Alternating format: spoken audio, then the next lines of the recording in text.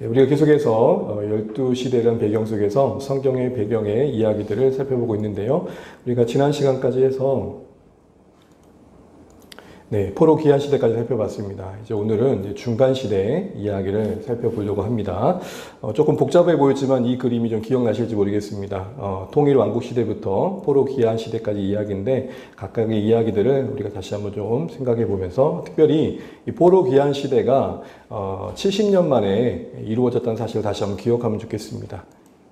에레미야를 통해서 이미 포로가 귀환되기 이전부터 70년이 되면 돌아오게 할 것이다 라는 회복의 이야기였죠. 이런 의미에서 본다면 남유다가 멸망하고 성전까지 망하면서 포로로 강대국에 잡혀갔던 이 일들 속엔 하나님이 그들을 이제 정결케 하시는 선한 계획이 있는 걸 보게 됩니다. 우리가 인생 살아가다 보면 좀 뭔가 커간다는 게 그런 게 아닙니까? 좋은 게 다 좋은 게 아니고 또 나쁜 게 다 나쁜 게 아니다.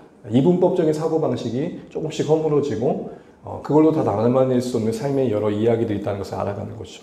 어쨌든 이들 백성에게 포로 귀환시는 그런 의미였는데요. 특별히 70년이라고 할 때 느부갓네살 왕이 1차로 침입했던 605년을 기준으로 한다는 거 기억나시죠? 만약에 586년 다 마감 기점으로 보면 채 50년밖에 안 되잖아요. 70년이라는 시간은 바로 이때를 기준으로 했다. 요거 좀 기억하시면 좋겠고요. 이제 포로 귀환 시대를 다시 한번 좀 보게 되면 이 포로 시대 이후에 포로 귀환 시대 때 약속의 땅으로 언약의 백성을 돌아오고 계실 때 배경 속에 있었던 성경이 에스라와 에스라 그리고 니에미야 이렇게 진행되잖아요. 제가 다 열어놓고 이야기할게요. 에스라 1장부터 6절까지는 지도자였던 스룹바벨 관련된 배경 속의 이야기고 이게 1차 기한이죠. 그때 여러분 아시는 것처럼 소위 성전이 이제 지어지는 과정이 이제 진행이 됩니다. 처음에는 이제 어려움을 겪다가 학개와 스가랴 선지자의 권면 속에 도전 속에 성전이 16년에 멈춰졌던 성전이 다시 건설되죠. 그리고 나서 에스라 7장부터 10장의 이야기는 2차 기한 에스라 지도자의 이야기입니다. 영적으로 지도하는 영적인 율법과 하나님의 뜻을 지도하는 에스라의 사역이 진행되고 니에미야 때 성벽이 건설되죠. 특별히 에스더는 이 에스라 중간 사이에 있는 이야기다. 특별히 에스더의 배경이 되는 수산군, 수산의 벼사의 수도를 말합니다. 수산에 있는 성, 수산에서 이야기죠. 하나님은 돌아온 백성들만에 관심 갖는 게 아니라 여전히 이유가 있어, 섭리가 있어, 남겨진 그들에게도 하나님께서는 일하신다. 그래서 여러분 우리 신앙생활 할 때 항상 이런 사고방식으로부터 조금 벗어날 필요가 있습니다. 우리 헌신한 우리 삶, 우리들만 기억하신다. 애쓰는 우리만 기억하신다. 각양의 인생의 이야기 속에 그 어떤 틀로 담아낼 수 없는 신앙이 있는 것이죠. 그래서 우리가 기준이 있고 방향이 있어야겠지만 그걸 하지 않으면 신앙이 없다 말하는 것은 사실은 조금 논리적으로 성경적으로 안 맞을 수 있다. 물론 우리는 한 방향으로 가야 됩니다. 그러나 그럼에도 불구하고 그 넓이 속에 담아내시는 이야기는 참 더 크다. 이렇게 해야 우리 신앙이 좀 넓어질 수 있을 것 같습니다. 자, 이런 이야기 속에서 우리가 지금 생각해 보려는 이유는 뭐냐면 바로 말라기 때문에 그렇습니다. 지난주 우리가 말라기를 보면서 말라기의 분위기는 뭐였습니까? 완전 말라버렸죠, 영적으로. 그래가지고 이들이 어떻게 얘기했죠? 하나님께서는 분명히 학개 선지자를 통해서 이렇게 말씀하셨어요. 읽어보겠습니다. 시작. 또한 모든 나라를 진동시킬 것이며 모든 나라의 보배가 이르르니 내가 이 성전의 영광이 충만하게 하니라 만군의 여호와의 말이니라. 아멘. 그러니까 1차 기한하고 성전을 짓는데 어려움 겪고 있어 멈춰진 상황에서 격려하시려고 학개를 통해 이 말씀을 보이셨단 말이에요. 너희들이 성전을 지으면 세상 모든 나라가 너희들을 바라볼 것이다. 모든 보배가 이곳에 모일 것이다. 아니 웬걸? 근데 어떻게 됐습니까? 성전저보다 무슨 소용이냐는 현실을 맞이한 거죠. 그래서 다들 표정이 이랬단 말이에요. 이 말라기 시대에 기한하고 거의 한 100년쯤 됐을 때에 도대체 뭐가 일어나도 좀 일어나야 될 텐데 여전히 그들은 속국에 돼 있었고 바사에게 절을 했어야 됐고 뭔가 두려움 가운데 있어야 됐고 풀리지 않는 현실 속에 하나님의 약속은 사실은 거짓처럼 보였던 거죠. 이후에 하나님께서는 그들을 말라기를 통해서 그러나 소망을 말씀하시죠. 어떻게 말씀하십니까? 마지막 말라기는 이렇게 소망을 주십니다. 뭐라고 말씀하시죠? 내가 반드시 엘리야를 보낼 것이고 하나님께서 회복의 역사를 반드시 줄 거라고 또 다른 약속을 하시죠. 이런 이야기 속에 긴 여운이 진행되는데 그게 바로 400년의 침묵기입니다.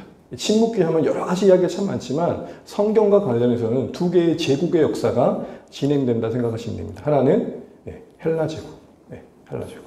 또 하나는 로마 제국의 이야기가 이 중간기 시대 속에서 진행이 됩니다. 이 이야기는 이미 다니엘서에서 다루어지게 되죠. 다니엘서 2장에 느부갓네살 왕이 꿈을 꾸죠. 그래서 이것 때문에 이제 그 바벨론 성이 팍 뒤집히잖아요. 이게 꿈을 꾸면 내가 이런 꿈을 꿨으니까 맞춰봐라 그러면 되는데 꿈마저도 맞추라고 하니까. 사실 근데 왕 입장에서는 그럴 수밖에 없는 게 다 그렇듯하게 해몽하지만 그 해몽의 진실함은 꿈까지 맞춰야 그럴 수 있다고 생각할 수밖에 없겠죠. 그래서 뒤집어진 가운데 거의 다 칼바람 부는 그 앞에서 다니엘이 이제 막 초임 공무원이 이제 다 왕 앞에 서서 이야기를 푸는 이야기가 나오죠. 근데 이 금신상의 환상은 바로 뭐였냐면은 역사의 이야기였고 제국의 이야기인데 이 그리스와 로마의 이야기, 넓적다리 녹과 두 종아리 철의 이야기가 바로 중간사 시대의 이야기입니다. 이 이야기의 끝에 보게 되면은 이런 게 나오죠. 어디서부터 날아온 돌, 손대지 않는 돌. 손대지 않았다는 것은 인간 제국이 아니라 하나님 나라를 말합니다. 인간이 만든 제국이 아니라 하나님 나라가 와가지고 이 신상을 넘어뜨리게 되죠. 아, 멋있죠. 근데 이걸 성경에서는 이렇게 말을 합니다. 우리 노란색만 읽어볼게요. 시작. 이 여러 왕들의 시대에 하늘의 하나님이 한 나라를 세우시리니 손대지 아니한 돌이 산에서 나와서 쇠와 녹과 진흙과 은과 금을 부서뜨린 것, 하나님이 장래일을 왕께 알게 하신 것.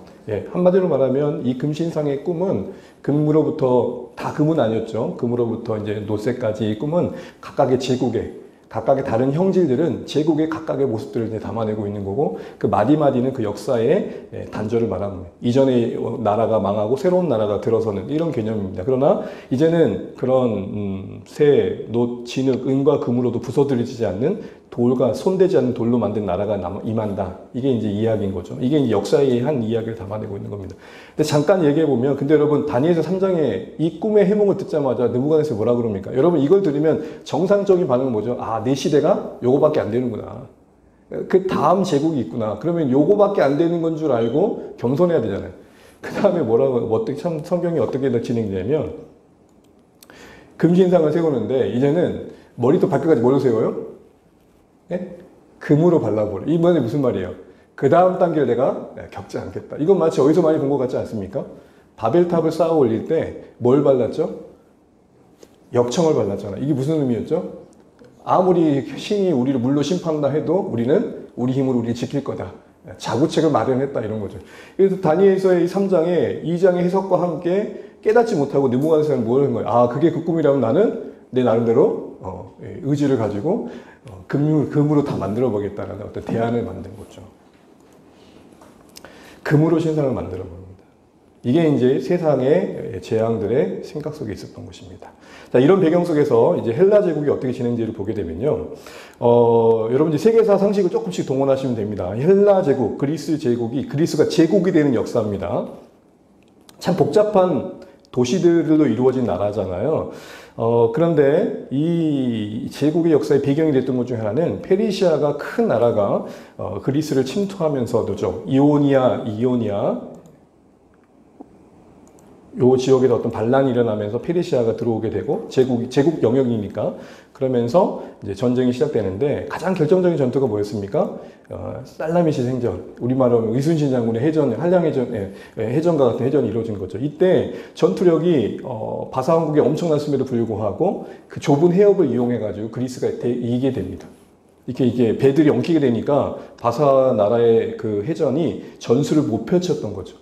그렇게 되면서 살레메스 해전 이후에 이스라엘이 큰 승리를 하게 되고, 그 다음에 어떤 일이 있냐면 이 아테네 중심으로, 여기 보시면 요 아테네, 요 주황색 보이시죠? 요 아테네 중심으로 노란색 이 나라들이 뭘 맺냐면 동맹을 맺습니다. 이거를 델로스 동맹이라고 합니다. 왜 동맹을 맺었을까요? 야, 언제 또 쳐들어올지 모른다. 그러니까 우리끼리 이 해상 국가로서의 그 방어력을 좀 높이자. 그래가지고 아테네가 중심이 돼가지고 세금을 거둔 거예요. 세금을 내든지 배를 들이든지 군인을 보내든지 해라. 대부분 다 이제 세금을 냈겠죠. 근데 이렇게 모아진 돈이 계속되면서 어떤 일이 생겼냐면은 이 아테네가 쉽게 말하면은 이제 유용을 한 거예요. 놓아진 돈을 가지고 평안의 시기가 기량되다 보니까 유용을 하고 신전을 짓고 뭐 자기들 막 임의로 막 쓰는 거예요. 그러니까 어떻게 됐을까요? 반란이 일어나겠죠. 그래서 일어난 게 이제 뭐냐면은 이 파란색 보이시죠? 이 파란색이 여기가 이제 아테네면 여기가 이제 스파르타인데 요 파란색 여기 원래 노란색이었다가 이 파란색 중심으로 여러분 잘 아시는 펠로폰네소스. 이 펠로폰네소스라는 게 요 땅 모양이 요게 이파리 모양처럼 돼 있잖아요. 여기가 이제 펠론토스 반도인데 이 지역 중심으로 이제 스파르타 중심으로 한 세력이 만들어집니다. 그리고 나서 스파르타와 아테나가 뭐 하게 돼요? 이렇게 중심으로 이 동맹끼리 이제 전쟁이 일어납니다. 이걸 뭐라고 하죠? 내전이라고 하는데 내전의 내용을 겪게 됩니다. 이렇게 내전하게 됩니다.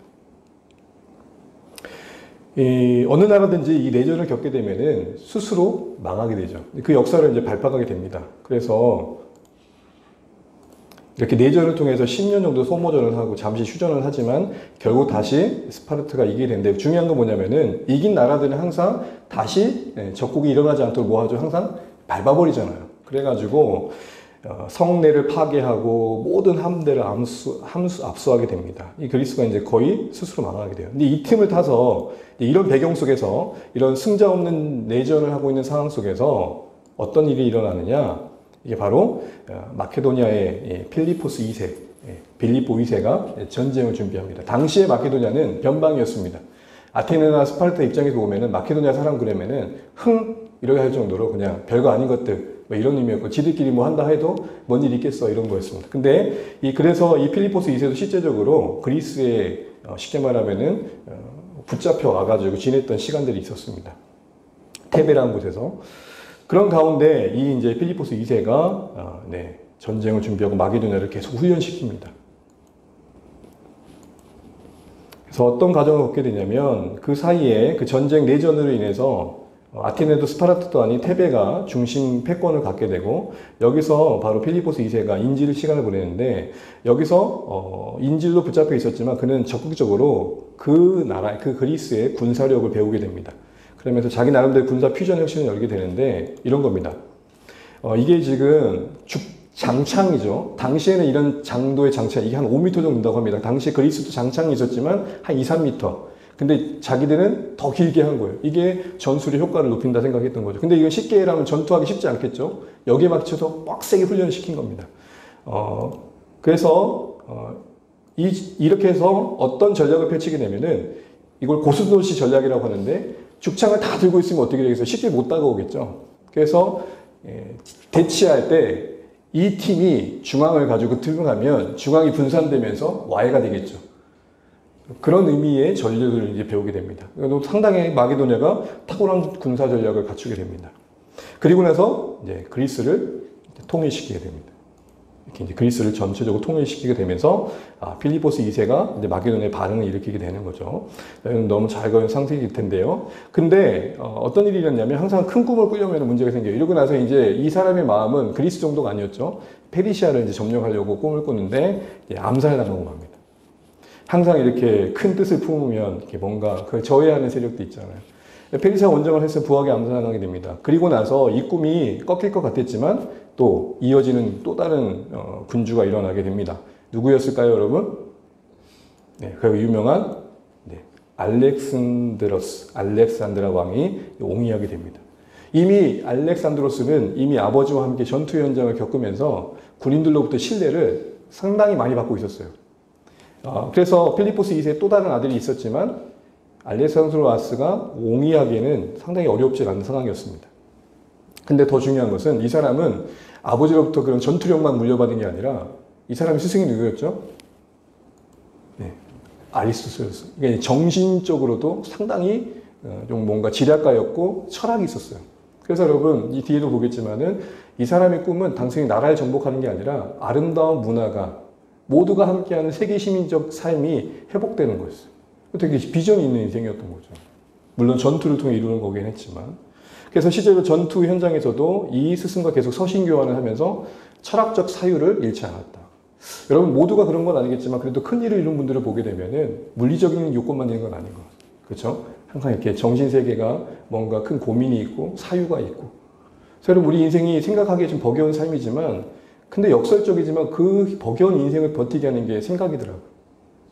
그래서 신앙은 항상 생각과 사유가 있어야 된다. 무조건 덮어놓고 부르짖고 물론 그것도 중요한 신앙이고 정말 중요한 모습이지만 그래서 잠시 잊고 나면 해결되는 게 아니라 또 마주할 수밖에 없는 현실을 해석할 수 있는 신앙적 능력을 갖춰야 된다. 뭐 이런 것도 좀 생각해 보게 되는 것 같습니다. 자, 이렇게 나서 이제 큰 뜻을 품고 이제 그리스를 다시 재정비하고 동방, 그러니까 오리엔트죠. 페르시아가 한참 정복했던 그쪽으로 가게 됩니다. 그 첫 전투를 어디서 하게 되냐면은 글라니코스 강가에서 전투를 하게 됩니다. 글라니코스 강가에서. 그리고 나서 이제 이 글라니코스 강가에서 정리하고 이제 진입을 하게 되죠. 근데 여기 보시게 되면은 그 다음 전투가 아수스, 그러니까 이때 글라니코스에서는 왕이 직접 다리오가 3세가 직접 나오지 않고 총독이 나옵니다. 근데 이제 별거 아닌 걸 본 거죠. 이제 막 새파란 왕이 뭘 하겠어 하고 왔는데 이게 막상 장난 아닌 거예요. 그리고 나서 다시 본토 진입부에서 동부정선을 더 진입시키면 안 되니까 여기서 아수스 전투라는 것이 이제 다리오 왕의 첫 전투가 있습니다. 근데 아수스 전투에서 또 다리오 왕이 도망가게 됩니다. 그러면 쫓아가야 되잖아요. 근데 알렉산드라는 스스로는 쫓아가지 않고 이집트로 향하게 됩니다. 그런 그림입니다. 그리고 나서 다시 이렇게 정복하게 돼요. 왜냐하면 여유가 있는 거예요. 어차피 다시 정비하더라도 다시 마주할 수 있는 어떤 여건이 되었기 때문이죠. 그래서 그리스 평정 후에 동맹군을 연합군을 결성하고 동맹원전을 하는데 334년 출발했다가 327년에 해군하게 됩니다. 이때 좀 한 10년 넘으니까 군인들이 원성이 컸고 그에 다른 이유들도 좀 있긴 있었습니다. 왜냐하면 인도를 가니까 이제 인도는 전설이 만만치 않은 거예요. 온갖 뭐 이렇게 뭐죠? 뱀이나 뭐 정갈이나 뭐 늪이나 여건이 너무 안 좋았고 어렵게 갔지만 그만큼 또 어려움이 컸던 거죠. 그래서 이제 좀 집에 가자 그래가지고 해군하게 되고 돌아오는 길에 323년에 이제 11년 만에 질병으로 죽게 되었다는 걸 여러분 정말 잘 알고 계실 겁니다. 근데 이런 동방 원정에 알렉산드라가 이런 엄청난 업적을 얻을 수 있었던 것은 내부적인 이유도 있었습니다. 무슨 말이냐면 모든 나라마다 싸워서 이긴 게 아니에요. 왜 그랬을까요?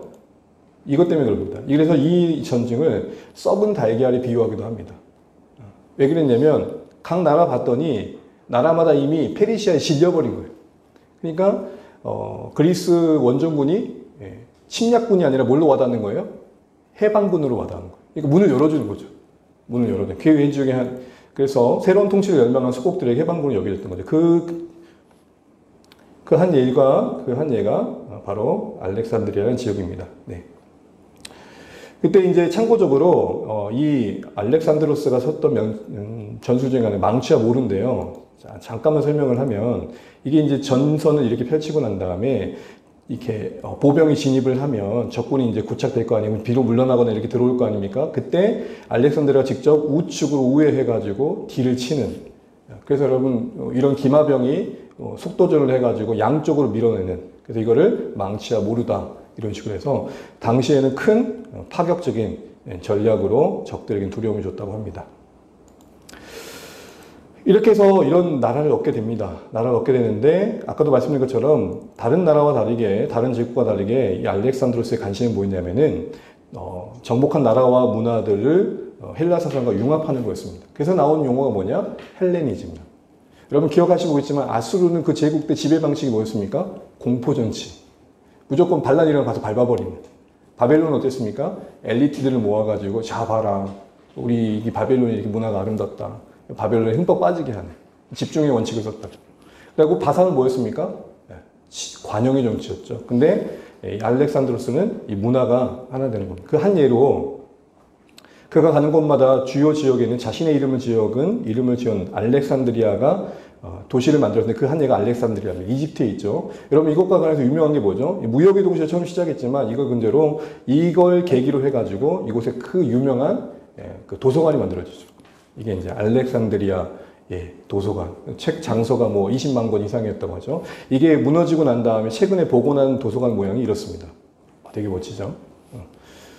그래서 이건 뭐 복원한 그 상상도지만 이렇게 엄청난 규모의 도서관이 만들어졌고 결국 알렉산드리아의 꿈은 뭐냐면 땅을 정복하는 게 아니라 각 나라가 함께하는 나라. 그러니까 헬레니즘 사상의 기본이 뭐죠? 모두가 함께하는 나라. 그런 나라를 되게 꿈꿨던 겁니다. 자, 근데 이제 죽고 난 다음에 어떤 일이 생겼냐면은 유다를 중심으로 주변 쉽게 말하면은 알렉산드로스의 나름 수장들, 후계 장군들이 각각의 땅을 먹게 됩니다. 혼란의 시기에 온 거죠. 이게 좀 진행되면서 유대 중심으로 보게 되면은 디아토키 후계자 시대에 보게 되면 소위 셀로쿠스와 포텔루마이오스라는 이 두 나라 사이에 끼게 됩니다. 이게 가장 큰 규모의 남겨진 지역이었습니다. 포텔루마이오스는 이집트 쪽이고 셀로쿠스는 여기 구파르시아, 페르시아 쪽의 지역입니다. 여기서 항상 전쟁이 일어난 겁니다. 여러분 이건 딱 이해하기 쉬운 게 일본과 중국 사이에 한반도가 늘 끼어 있어서 뭐 청일전쟁이라는 걸 보면은 한반도가 항상 전쟁터가 되는 경우가 많잖아요. 그러니까 유대가 늘 전쟁터가 있어요. 그래서 항상 이 셀로쿠스가 계속 포텔루마이스 먹으려고 자꾸 들어오는 거죠. 그러면 수없는 전쟁이 있었죠. 처음에는 유대가 포텔루마이스에 속해 있었습니다. 그래서 어떤 일이 있었냐면은 이집트 포텔루마이스 왕조에 속해 있을 때 바로 그 유명한 72인형이 만들어지게 됩니다. 그러니까 되게 우호적이었던 거죠. 그러니까 당시에 포텔루마이오스 왕조의 분위기는 관용적이었어요. 그래서 자유를 꿈꾸는 사람들이 이쪽에 와서 유대교인들이 많이 모였죠. 그래서 필요가 있었던 거예요.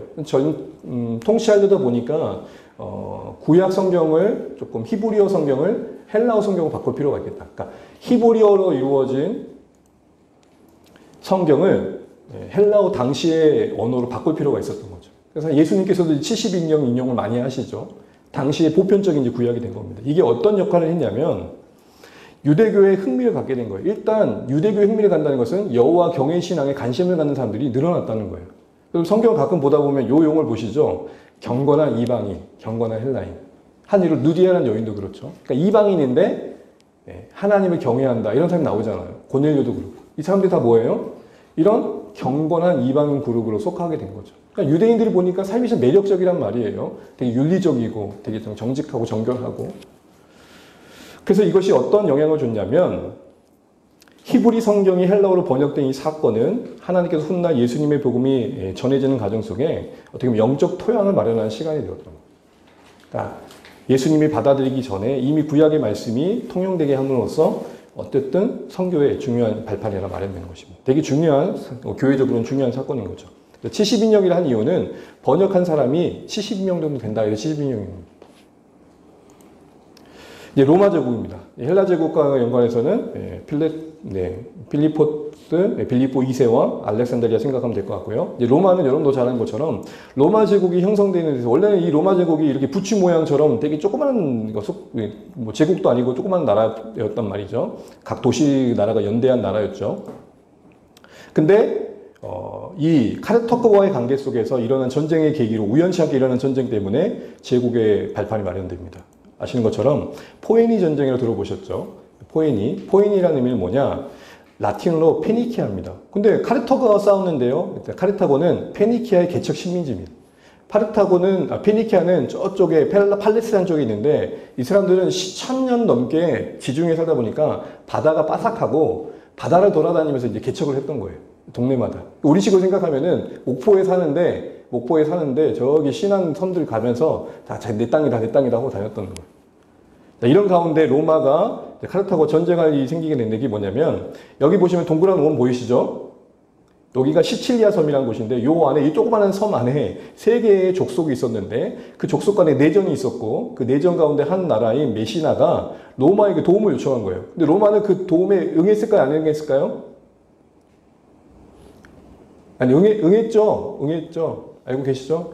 여러분 많이 피곤하시죠? 태풍이 몰려오고 있습니다, 여러분. 그래서 왜 응했을까? 이게 중요해요. 왜 응했을까요? 로마 입장에서 뭐가 되는 거예요? 명분 있는 기회가 되는 거예요. 어떤 기회죠? 요걸 통해서 자신들의 영토를 좀 확장해 볼 수 있다는. 항상 이렇게 이익이 없는 선택은 없는 거죠. 그래가지고 여러분 잘 아시는 것처럼 해상권을 장악하게 돼요. 페니키아를 카르타고를 1차 때 이기면서. 근데 여러분 그대로 물러날 카르타고가 아니었죠. 그 다음에 2차 전쟁이 일어나는데 포인이 2차 전쟁이 일어나는데 이 지역에서 2차 전쟁 그 유명한 사람 이렇게 전쟁이 일어나는데요. 이 수 없는 전쟁에 승리했던 사람이 누구냐? 바로 하니발이라는 거, 그 유명. 이 사람이 어떤 전략을 폈냐면 다들 이 로마 입장에서는 하니발이 오더라도 요로 오거나 요로 온다 생각했던 말이에요. 그래서 시칠리아 섬을 다시 치거나 그래서 섬 쪽으로 병력을 보내고 이쪽으로 병력을 보냈는데 어디로 올라와 버렸어요? 알프스 산맥을 넘어버린 거예요. 그래가지고 5만 명의 군병이 갔는데 절반이 남고 절반이 죽은 거예요. 이게 근데 상당히 파격적인 전력이었던 거예요. 그래가지고 이탈리아 본토로 들어가 버린 거예요. 그래서 여기서 16년을 머뭅니다. 수 없는 전쟁에 이기고 어떤 말이 올드냐면은 여러분 제 기억에 호랑이가 꽃감을 무서워하는 이유가 뭐죠? 애기가 근데 야 호랑이 왔다 해도 근데 꽃감 죽게 애들 응? 그쳤잖아요. 그것처럼 당시에는 하니발이 온다고 하면 애들도 웃음을 그쳤대요. 그만큼 공포의 아이콘인 거예요. 그죠? 우리도 고등학교 때 보면 야 체육 선생님 떴다 그러면 어떻게 돼? 다들 조용하잖아요. 아닌가요? 이렇게 해서 전쟁에 이기게 됩니다. 근데 문제는 뭐냐면 로마가 만만치 않았던 게 그 긴 전쟁 끈하기 어떻게 마무리냐면 이 사람이 되게 유명한 사람인데요. 좀 생긴 게 좀 약간 그래서 아프리카너스인가 봐요. 스키피아 아프리카너스라는 사람이 이 하니발 때문에 아버지가 죽고 숙부가 죽었단 말이에요. 복수심에 불타가지고 젊은 나이에 20대도 안 됐는데 자기가 나가겠다는 거예요. 근데 로마는 법이 30세가 이상 돼야 지도자가 됐을 거예요. 근데도 보낸 이유가 뭘까요? 아무도 하니발과 싸우려고 하지 않았던 거예요. 근데 이 사람도 머리가 참 좋은 게 하니발과 싸운 게 아니라 하니발이 있던 본토로 침입한 거예요. 그러니까 여기서 난리가 난 거예요. 하니발 빨리 오라고. 우리 난리 났다고. 그렇게 해서 불려들여서 하게 된 마지막 전투가 자마 전투입니다. 여기. 코끼리 보이시죠? 이게 하니발하고 코끼리 부대하고 싸운 거죠. 근데 이제 그리스 군사들이, 로마 군사들이 이 부분에 대해서 잘 준비해가지고 큰 승리를 얻게 됩니다. 그리고 나서 어떤 일이 있냐, 이제 서방 세국에, 서방 동방 여러분 개념 아시죠? 로마로부터 왼쪽에 모든 유럽에 로마가 큰 권력을 갖게 됩니다. 근데 여기 보시면 이만한 나라였단 말이에요. 이만한 나라가 지금 이렇게 커진 거예요. 되게 커진 거죠. 되게 커진 거예요. 그리고 나서 그들이 했던 것 중에 뭐죠? 이게 지금 당시 로마서의 그 토목공법이래요. 대단하지 않습니까? 그래서 지금도 이렇게 남아있는 거예요. 이게 지금 사진이에요. 옛날 사진이. 지금도 도로가 남아있을 정도라는 거예요. 이거를 이제 비아, 아피아라고 하는데요. 그래서 나온 말이 뭡니까? 너무 잘 하시는 말이 뭐가 나왔죠? 모든 길은 이게 로마가 통한다.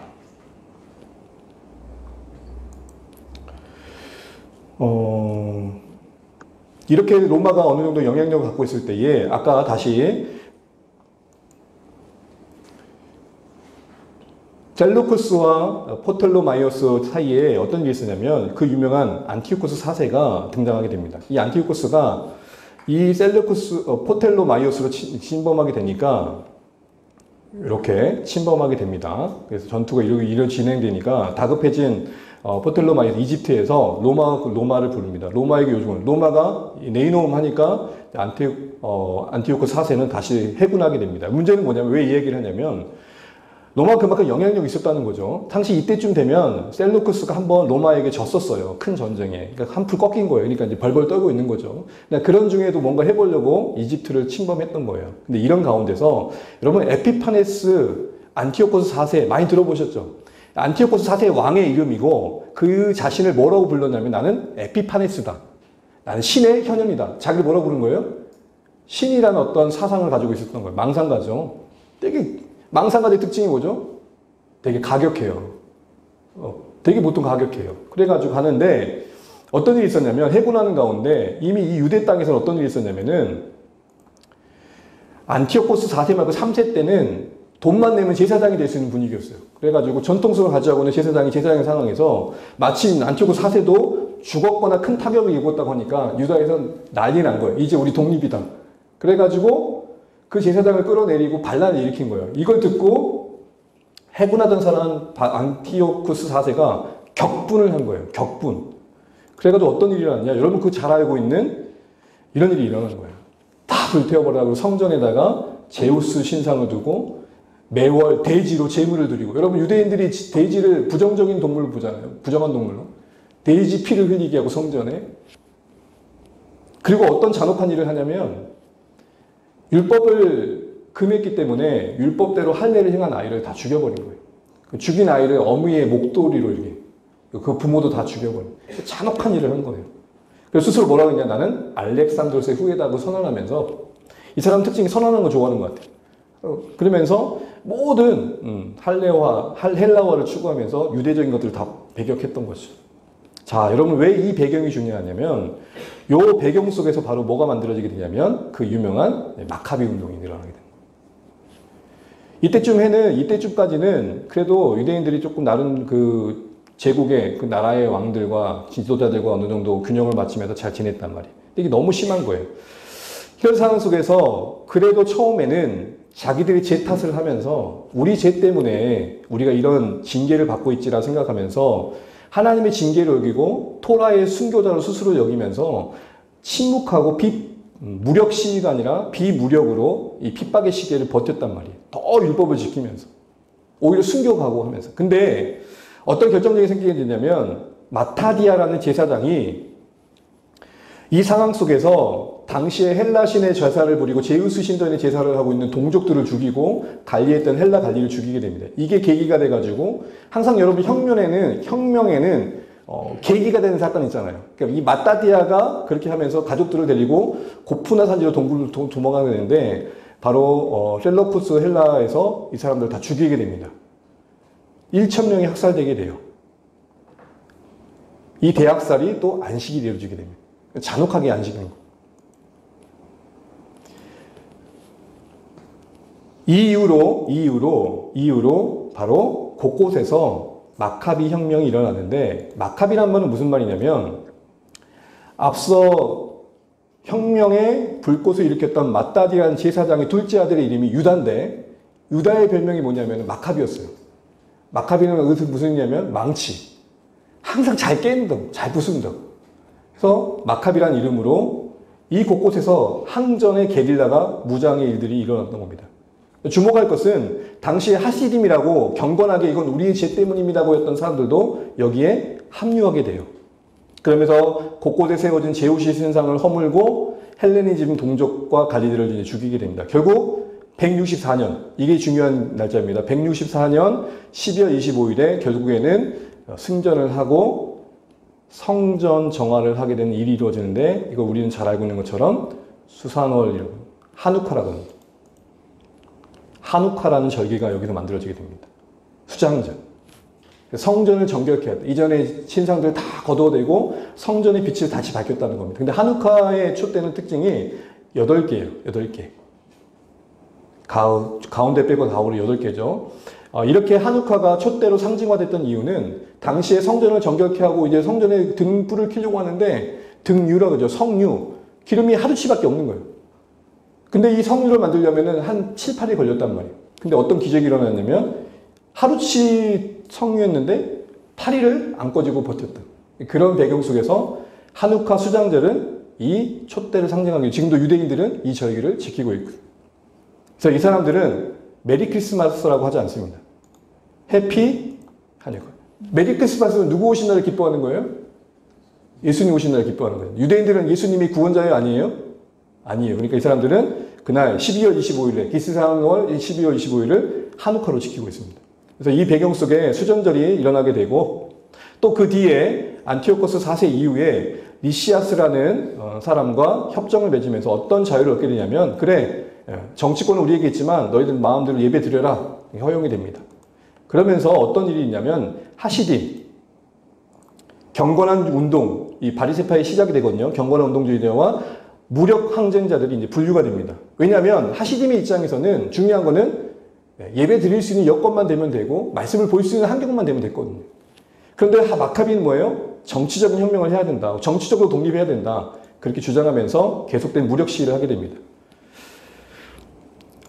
이게 참 긴 역사인데 짧게 보면은 그 가운데서 앞서 말씀드렸던 엘르아살, 유다 그리고 엘르아살, 유다, 요한 이렇게 첫째 아들, 둘째 아들, 셋째 아들 다 죽어요. 누구의 아들들이죠? 마따디아. 아까 처음 혁명의 시작을 일으켰던 그 사람의 아들들이 죽게 돼요. 그 다음 누가 남냐면 요나단과 시므온인데 그 다음에 이 지도력을 누가 발휘하냐면 둘째 아들이 아니라 요나단이 발휘를 합니다. 요나단이 외교술이 탁월했어요. 마치 항의정승처럼. 그러다가 이 요나단에게 이제 어떻게 주어지냐면 당시에 제사장뿐만 아니라 지도력, 군사적 지도력까지 주어지게 됩니다. 근데 이 셀로코스도 나라가 정상적이지 않아서 계속 엎치락치락 반란이 일어났어요. 그때 당시에 트리포라는 장군이 장악하게 되고 그때 요나단이 죽게 됩니다. 그리고 나서 이제 시몬이 남잖아요. 시몬 때에 다시 그 트리포라는 앞서 자기 형을 죽였던 이 트리포라는 장군, 또 트리포라는 장군을 같이 이 시몬이 데메트리우스 2세와 함께 이제 협력해서 제거하게 됩니다. 데메트리우스는 셀루코스 왕인데 시몬의 덕을 봤기 때문에 시몬에게 독립을 약속해 줍니다. 그래서 하스몬 왕조가 그때부터 시작이 된 겁니다. 그리고서 시몬이 했던 것 중에 하나는 통합혁명. 아까도 말했던 것처럼 이 혁명이 시작되면서 정서적으로 사상적으로 계속 갈기갈기 나라가 찢겼거든요. 그래서 시몬은 통합행보를 보입니다. 근데 문제는 뭐냐면 안타깝게도 뭔가 사모에서 얻었던 왕조잖아요. 근데 어떤 일이 일어나느냐? 이게 문제예요. 후대로 갈수록 이 왕들이 마카비 왕조, 하스몬 왕가의 왕들이 정상적이지 않았어요.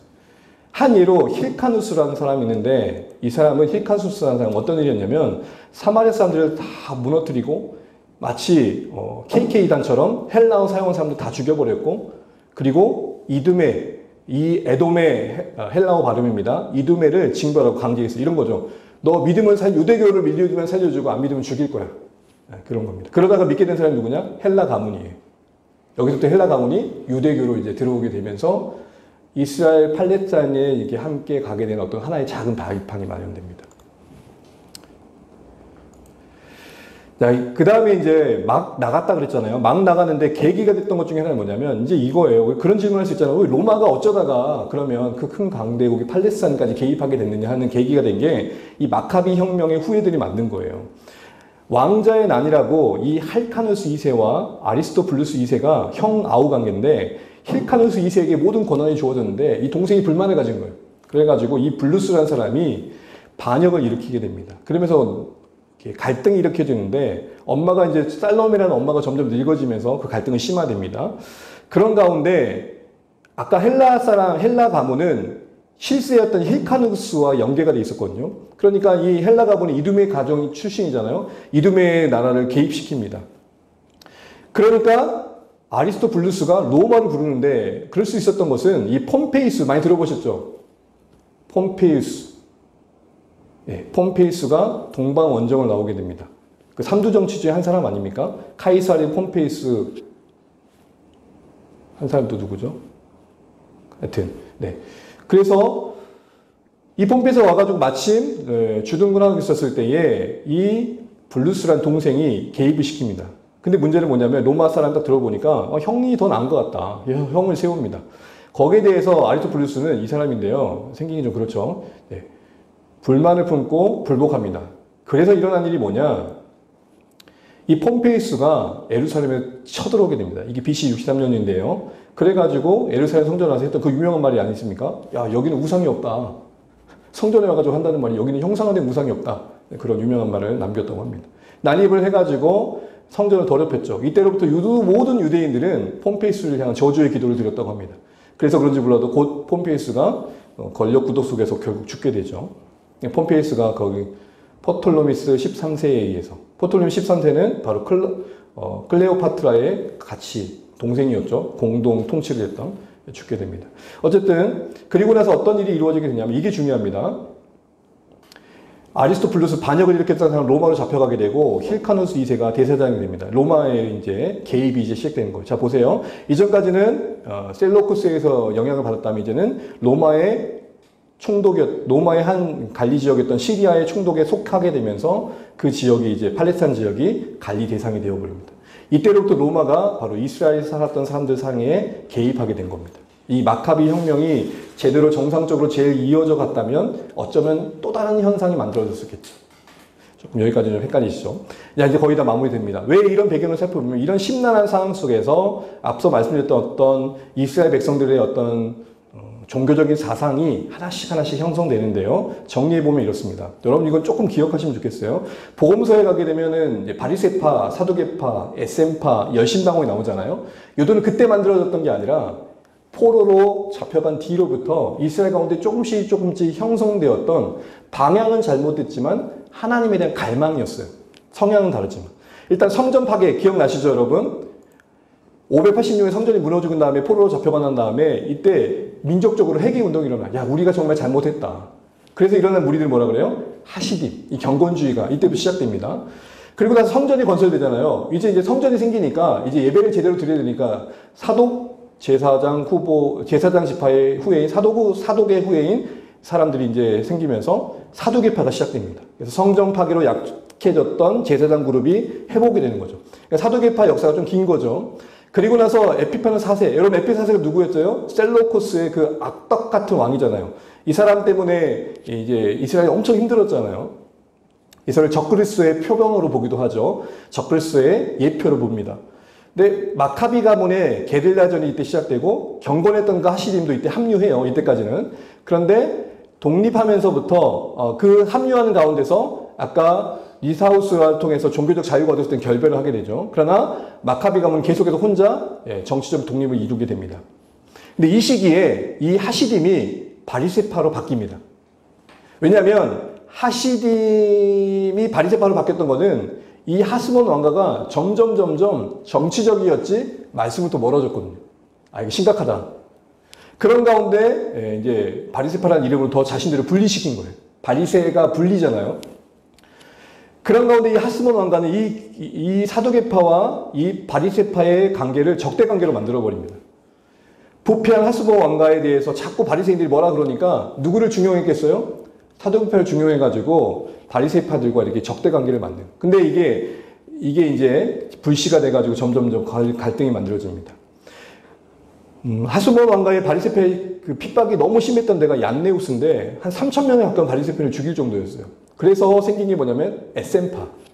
도저히 못 살겠다. 이 하스몬 왕가는 소망이 없다. 그래가지고 저기 사해 근처로 광야로 그 쿨람 지역, 쿨람이라는 동굴로 숨어버리게 된 사람들이 에센파가 형성됩니다.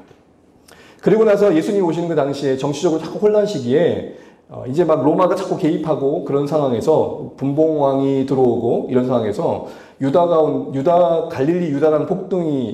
사람이 폭동을 일으키게 되는데요. 요 계기로 열심당원, 요 얘기는 다음 주에 더 나누도록 하겠습니다. 열심당원 이때부터 다시 한번 재개하겠는데 이들은 뭐냐면은 마카비 혁명을 이어가야 된다 이런 사람들이었습니다. 그리고 나서 바리새파나 사두개인이나 열심당원 모든 에센파들은 이 헬레스 선전, 이 70년 AD 70년에 이스라엘이 온전히 망하면서 사라지고 그 뒤부터는 바리새파 후예들이 민족의 구심점이 되고 그게 본격화가 됐던 게 이제 회당 문화가 본격화가 되는 겁니다. 성전을 대체할 수 있는. 자, 이제 거의 다 끝나갑니다.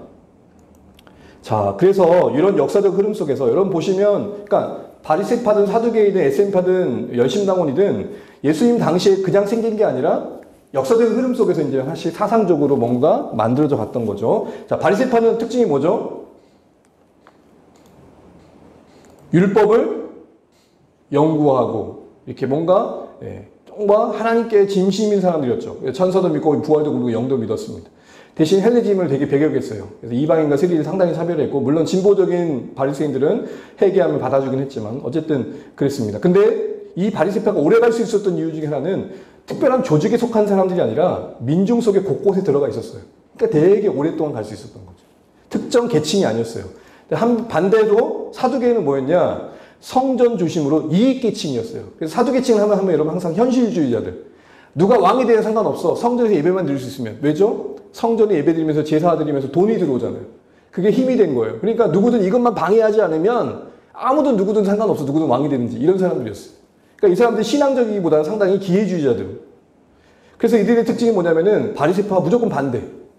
그래서 바리새파는 천사도 믿고 부활도 믿었지만 이들은 모든 거 믿지 않았고 특별히 성경도 모세 옹경. 왜냐? 제사와 관련된 거니까.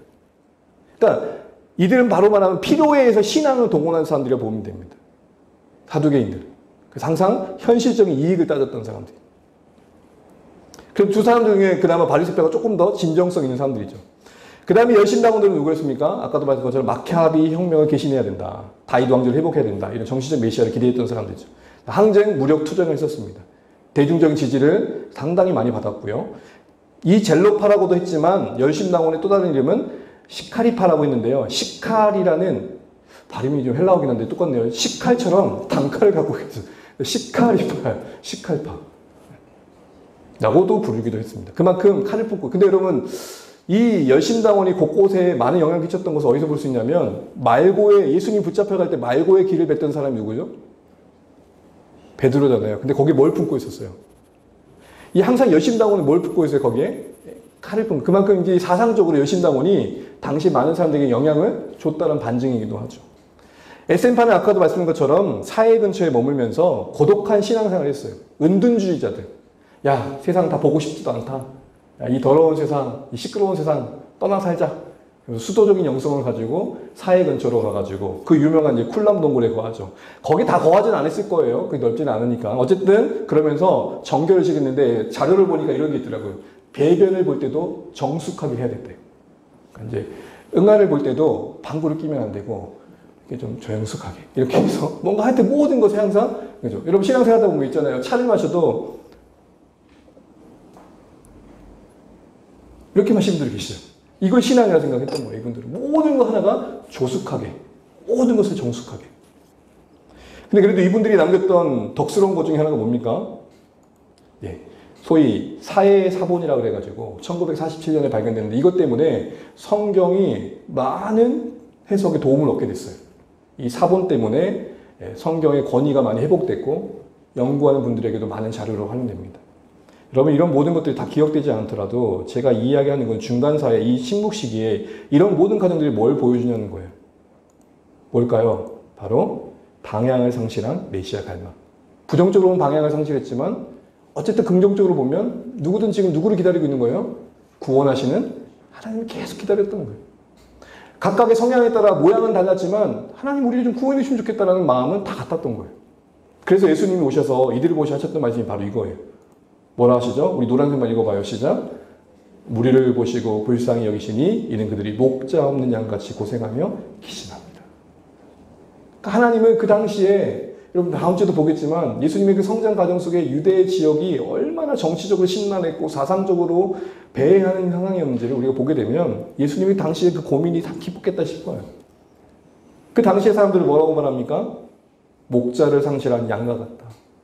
뭔가 이리저리 당하긴 있지만 방향이 뭔지를 모르는 사람들이었다는 거죠. 그래서 오늘 이 긴 이야기, 사실 이 이야기를 하려고 마친 겁니다. 그래서 사실 침묵기에 하나님 아무 일 하지 않으셨냐? 그렇지 않으셨다. 헬라족을 통해서 뭘 만드셨다? 사람들 내면 속에 소통이 될 수 있는 구조를 만드셨다. 사실은 언어를 만드셨고 그리고 문화라는 어떤 통일 속에서 대화가 될 수 있는 관계를 만드시고 그래서 성경에 보게 되면은 헬라적 문화적 요소가 성경을 표현하는 수단으로 많이 사용되죠. 그러니까 어떻게 보면 정서적인 도구를 주신 거예요. 복음이 전해질 수 있는. 로마 통일 뭐 만드셨어요? 물리적인 구조와 배경을 만드신. 이 헬라를 고스란히 로마가 삼키면서 정서적인 걸 그대로 유지하되 모든 도로나 이런 모든 정치적인 구조들이 만들어지면서 복음이 전해지는 환경들이 마련됐다. 마지막으로 볼까요? 메시아에 대한 갈망과 영적인 목마름이 이 긴 시간을 통해 준비된 거예요. 우리 앞서 그 찬양했잖아요. 주가 일하시네. 우리의 체감과 현실적인 감각을 떠나서 주님이 분명히 일하고 계시다는 사실들을 중간사는 우리에게 분명하게 보여주고 있다. 사실 어저께 우리가 400년 역사를 살펴봐서 이 시기에 엄청난 일들이 있었죠. 그러니까 우리가 성경의 관점에서 볼 때 다니엘이 꿈을 해몽했던 그 역사가 이런 결과들을 만들어냈다라는 것입니다. 때와 시기를 바꿔가시면서 하나님은 복음을 향한 그 방향성을 잃지 않고 일을 해가고 계시다는 겁니다. 우리는 한 시대의 산물을 누릴 뿐이지 역사를 다 큰 감목에서 볼 수 없어요. 그러니까 지난날에 그래서 누가 그러더라고요. 우리는 전체를 볼 수 없는 능력은 주시지 않았지만 뒤를 돌아볼 수 있는 능력은 주셨다라고 하셨거든요. 우리 지난날을 돌아보면서 역사를 돌아보면서 하나님께서 이 중간사 시대에 어떤 일을 하셨는지를 생각하면서 참 하나님은 지금도 이 동일한 마음으로 세상을 향해 일하고 계시구나 하셨으면 좋겠습니다. 내용적으로 오늘 참 많이 좀 어렵기도 하고 지루하기도 했을 텐데 그래도 여러분 가끔 세계사 상식도 동원되시고 오랜만에 뭐 한이마도 만나시고 그렇죠. 홈페이스도 나오고 막 그렇게 반갑지 않습니까? 그래서 이게 로마와 헬라 역사 속에서 하나님 나라가 이렇게 뭔가 배경 속에서 이렇게 준비되고 있었다 정도만 우리 중간사를 생각하면서 늘 떠올리면 좋겠고 이 모든 배경 속에서 예수님께서 어떻게 본격적으로 복음의 시대의 사역을 열어가셨는지 이야기를 다음 주부터 하고 교회가 어떻게 형성되어졌는지 이야기함으로써 마치도록 하겠습니다. 네, 이상입니다.